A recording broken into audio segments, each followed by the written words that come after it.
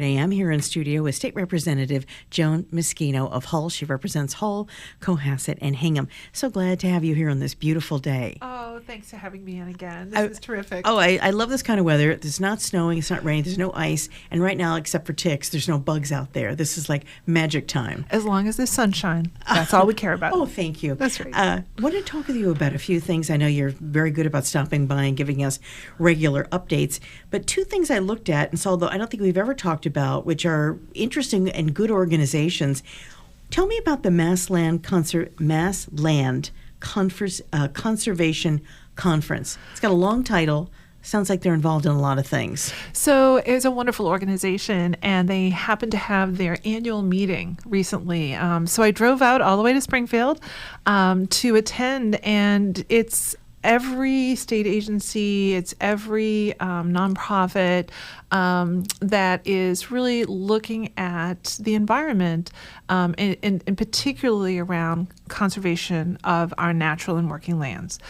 So it was everything from how do you fund acquisition of land, how do you strategize to keep it from being developed, how do you preserve it, both for the public enjoyment, but also thinking ahead to resilience, biodiversity. So it was actually a really well done, very deep dives on a lot of substantive topics that would interest people on the South Shore, because of course conservation of land here is such a huge priority for all of our communities. So it was very interesting, and they actually had Congressman Jim McGovern come and give the keynote speaker. So it was really interesting to hear him talk about how this really impacts the larger the whole state. So it was good. Was it typically like conservation agents from area towns, or was it just anyone that was interested in all these issues? Well, they sold out, so okay. It was a lot of people there.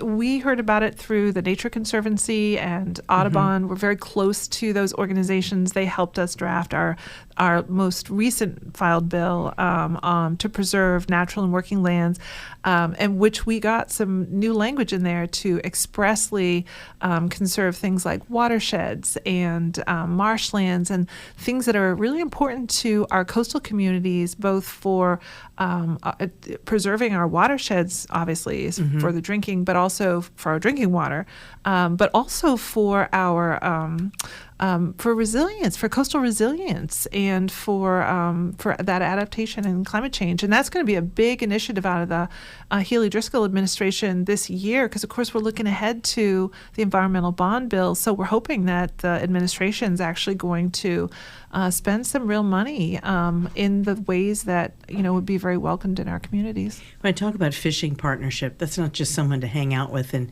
catch a few trout. Oh, you can hang out with them too. But so the Fishing Partnership is actually a wonderful, longstanding nonprofit that meets the needs of our fisherman community, our commercial fishing community. It's about how you get health insurance. It's about trainings. That's where I was at the safety trainings that they had in Scituate. The Coast Guard comes in. They were actually putting on their their survival suits, jumping in the water and practicing what to do if your vessel goes down.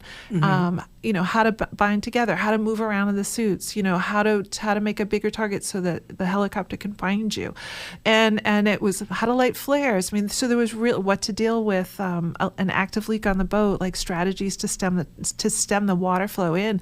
So it was very hands-on. It was very practical. It was great to see some Hull guys there, and honestly, the Fishing Partnership really comes together around a lot of these kinds of issues. They do a lot around opiate addiction, a lot around mental health and suicide. I mean, it's a lot of things facing both our fishermen, their crew, and everyone's family. So it's a tremendous organization. Check it out online, and if you find your way to a donation, they would be grateful. That's interesting. I had no idea that either one of these organizations existed at all. So Interesting thought there, and hearing about some of these ways about surviving in the water just drives home what a tough job that is. It's not just hanging out on a beautiful day when the sea is Right. calm and the sun is shining. Things happen on the water and very quickly, and you need that train. And this goes for not just for our commercial fleet. This also goes for all of our recreational boaters as well. Things happen quickly on the water, and you need to be trained and you need to be ready. Absolutely. Now, I know we've talked about this before, but this was the 50th anniversary with the Massachusetts Caucus of Women Legislators. And I'm still surprised, and I know it's like you're not surprised, formed back in 1975. There have not been that many women legislators, not as many as I thought there would have been.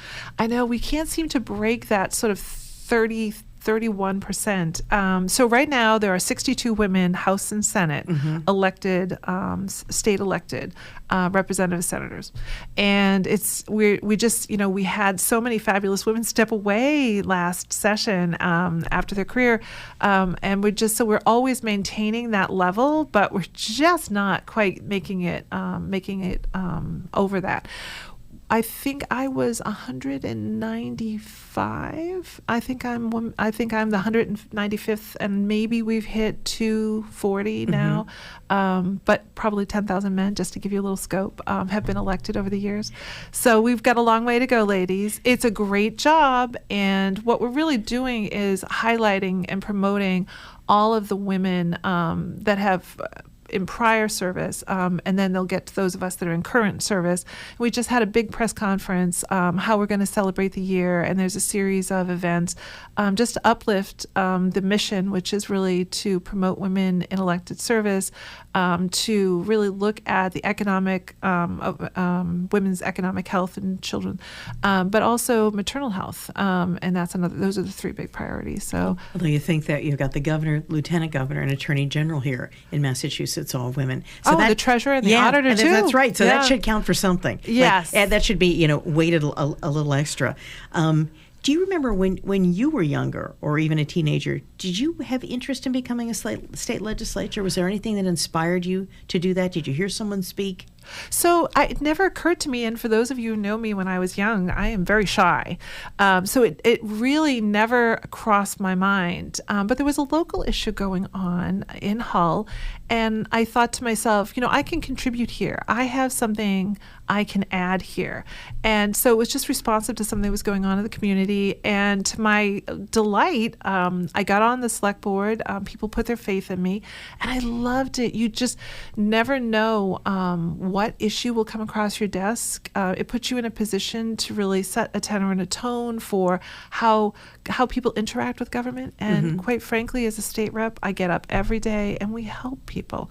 Now, we can't solve every problem, but at least we can, people reach out to us. We can be kind. We can be compassionate. We can pass people along. We can try to connect them with services. We can do what we can. But it's a great job. Public service, I highly recommend it. It's not for everybody. You have to be built for public. But I tell you, as a woman elected official, I have to say, we need women's voices at the table. We definitely need more women electeds. We just bring a different perspective, and it's about representing your community. So, yeah, I highly recommend it. And that's why now, if people want to get in touch with your office, how do they do that? 617-722-2092. My aide, Harrison, will answer. You don't worry, you're not bothering me, or you're always welcome to email us at joan.meschino@mahouse.gov. And, my aides are there, and we're here to help. That's terrific. And again, that's State Representative Joan Meschino of Hull. Thanks so much for joining us today. Oh, always great to be here. Thank you.